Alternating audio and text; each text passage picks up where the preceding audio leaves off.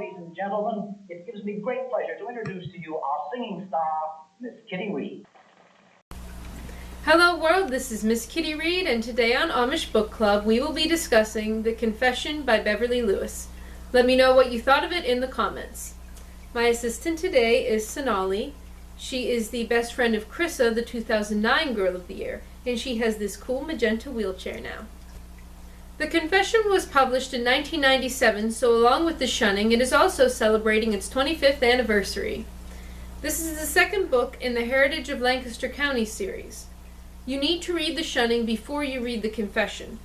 Watch my video on The Shunning to get a refresher on the series. There's a link in the comments section to that.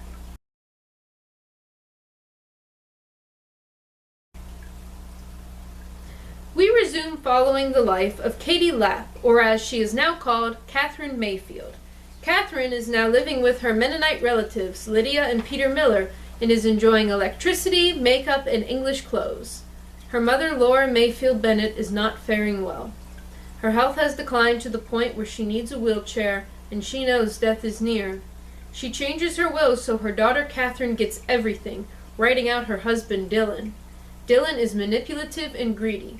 He only married Laura for her money, denied her more children, and has disdain for Laura's devout Christian faith. After much searching, Catherine finally gets a number for the Bennett estate, but is rudely dismissed by Dylan. Dylan realizes that Catherine will soon come to claim her inheritance, so he concocts a scheme. He hires an actress to pose as Katie Lapp and presents the girl to Laura a few days before Christmas. When Catherine arrives, she is thought to be a maid applying for a job. She takes the job after learning that the imposter Katie is visiting her mother, not knowing how she will be able to reveal the truth about her identity. Meanwhile, in the Amish community of Hickory Hollow, Rebecca is having a mental breakdown. She is depressed and is even hearing baby Katie cry. She clings to the baby dress as the one connection she has to her daughter.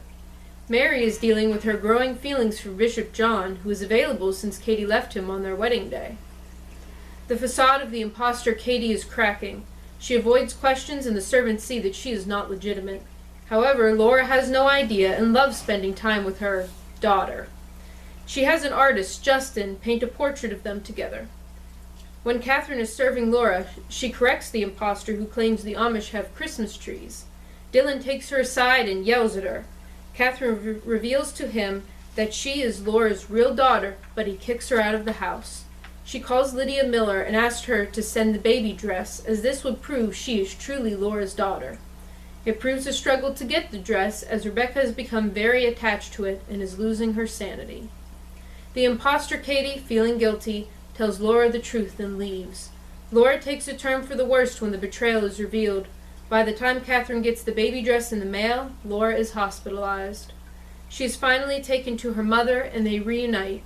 For a few days, they learn about each other and connect on a deep level. Catherine forgives Laura for the past, and Laura tells her that she will inherit everything. Laura asks Catherine if she knows Jesus, and Catherine only says that Jesus knows her. Laura tells her to look for a diary she kept while pregnant, and then dies. Meanwhile, Daniel Fisher, Catherine's one true love, reconnects with his family after being presumed dead for 5 years. He was lost in a boating accident, but to spare his family the pain of shunning, let them think he was dead. He confesses his sins to his parents, but when he says he will not abandon his Mennonite beliefs and rejoin the Amish church, his father tells him he will be shunned. After hearing what happened to his former girlfriend, Daniel vows to find her, but Catherine, now the mistress of a vast estate, is falling for Justin, the artist, who painted her with her mother in the portrait because he knew all along that she was Laura's daughter.